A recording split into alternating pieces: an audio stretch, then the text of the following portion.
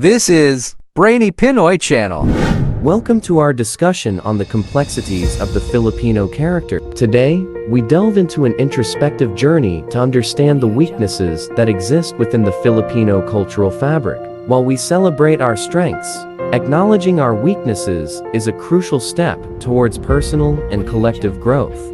While it is true that there are personality traits that make Filipinos charming and magnetic, there are also traits considered toxic in the character of the Filipinos. Here are the 7 weaknesses of the Filipino character that make Pinoys, at times, unlikable and unappealing. The first one is extreme personalism. Filipinos view the world in terms of personal relationships, and the extent to which one is able personally to relate to things and people determines our recognition of their existence and the value. There is no separation between an objective task and emotional involvement. This personalism is manifested in the tendency to give personal interpretations to actions, that is, to take things personally. Thus, a sincere question may be viewed as a challenge to one's competence, or positive feedback may be interpreted as a sign of special affection. There is, in fact, some basis for such interpretations as Filipinos become personal in their criticism and praise. Personalism is also manifested in the need to establish personal relationships before any business or work relationship can be successful. Because of this personalistic worldview, Filipinos have difficulty dealing with all forms of impersonal stimuli. For this reason, one is uncomfortable with bureaucracy, with rules and regulations, and with standard procedures, all of which tend to be impersonal. Filipinos ignore them or they ask for exceptions. Personal contacts are involved in any transaction and are difficult to turn down. Preference is usually given to family and friends in hiring, delivery of services, and even in voting. Extreme personalism thus leads to the graft and corruption evident in Philippine society. The second weakness of the Filipino character is extreme family-centeredness. While concern for the family is one of the Filipinos' greatest strengths, in the extreme, it becomes a serious flaw. Excessive concern for the family creates an in-group to which the Filipino is fiercely loyal, to the detriment of concern for the larger community or the common good. Excessive concern for family manifests itself in the use of one's office and power as a means of promoting the interests of the family, in factionalism, patronage, and political dynasties, and in the protection of young family members. It results in lack of concern for the common good and acts as a block to national consciousness. Lack of discipline is the third among the weaknesses of the Filipino character. The Filipinos' lack of discipline encompasses several related characteristics. Filipinos have a casual and relaxed attitude towards time and space, which manifests itself in lack of precision and compulsiveness, in poor time management, and in procrastination. Filipinos have an aversion to following strictly a set of procedures, which results in lack of standardization and quality control. Filipinos are impatient and unable to delay gratification or reward, resulting in the use of shortcuts, skirting the rules or the palasut syndrome, and in foolhardiness. Filipinos are guilty of ninas kogon, starting out projects with full vigor and interest which abruptly die down, leaving things unfinished. The lack of discipline often results in inefficient and wasteful work systems, the violation of rules leading to more serious transgressions, and a casual work ethic leading to carelessness and lack of follow-through. The fourth of the weaknesses is passivity and lack of initiative.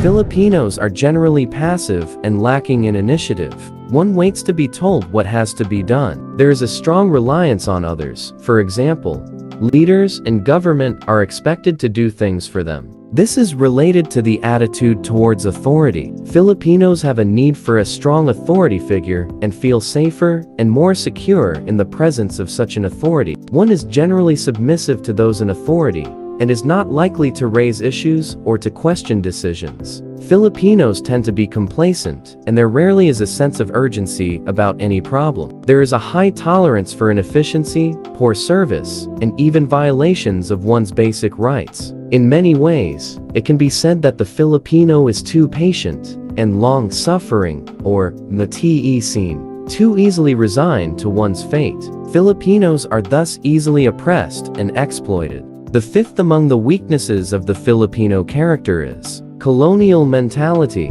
Filipinos have a colonial mentality which is made up of two dimensions.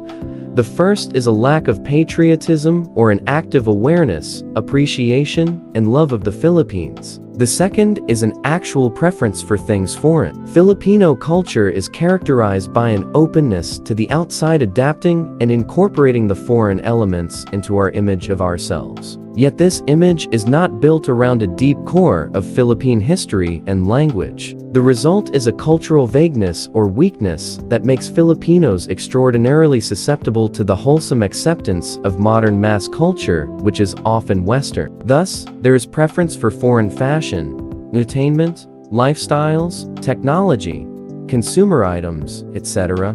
The sixth weakness of the Filipino character is kanya-kanya syndrome. Filipinos have a selfish, self-serving attitude that generates a feeling of envy and competitiveness towards others, particularly one's peers, who seem to have gained some status or prestige. Towards them, the Filipino demonstrated the so-called crab mentality, using the lay-veiling instruments of chismis, intriga, and unconstructive criticism to bring others down. There seems to be a basic assumption that another's gain is our loss. The kanya-kanya syndrome is also evident in personal ambition and drive for power and status that is completely insensitive to the common good. Personal and in-group interests reign supreme. This characteristic is also evident in the lack of a sense of service among people in the government bureaucracy. The public is made to feel that service from these offices and from these civil servants is an extra perk that has to be paid for. The kanya-kanya syndrome results in the dampening of cooperative and community spirit and in the denial of the rights of others.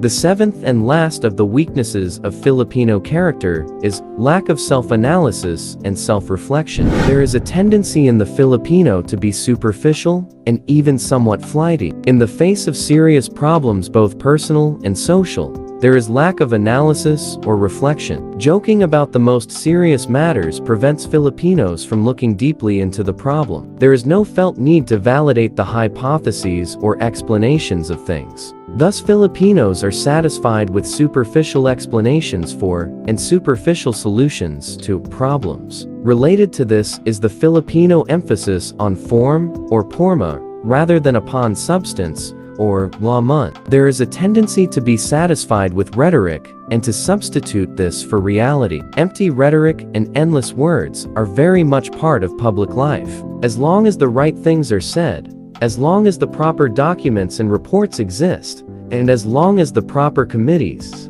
task forces, or offices are formed, Filipinos are deluded into believing that what ought to be actually exists. The Filipinos' lack of self-analysis and the emphasis upon porma is reinforced by an educational system that is often more form than substance and a legal system that tends to substitute law for reality. As we end our discussion, it's essential to recognize that acknowledging our weaknesses is not a sign of weakness but of strength. By confronting these issues head-on, we pave the way for a more resilient and empowered society. Let us embrace the journey of self-discovery and commit ourselves to fostering a culture of introspection, accountability, and collective action. Through honest reflection and open dialogue, we can work towards building a brighter future for our communities and our nation. Thank you for joining us on this insightful journey. Don't forget to like, share, and comment, and subscribe for more videos like this.